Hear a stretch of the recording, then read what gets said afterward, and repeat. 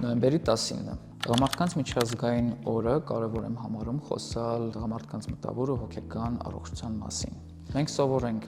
վերաբերվել տղամարդկանց որպես ուժեղ, կայուն, հաղթանդամ մարդկանց, բայց իրականում այս ամեն ինչը տղամարդկանց տրվում է ներքին բավական մեծ ծավալի ռեսուրսների օգտագործման արդյունքում։ Շատ ենք երևի լսել, որ ասում են տղամարդու վրա կարելի է հենվել, բայց թե ում վրա է հենվում տղամարդը, չգիտենք, ոնց այս ամեն ինչը կազմակերպվում տղամարդու ներաշխարհում, կարծես թե ոչ մեկը գաղափար չունի։ Ու շատ այցելուներ հայտնվում են հոգեբանների աշխատասենյակներում ու սկսում են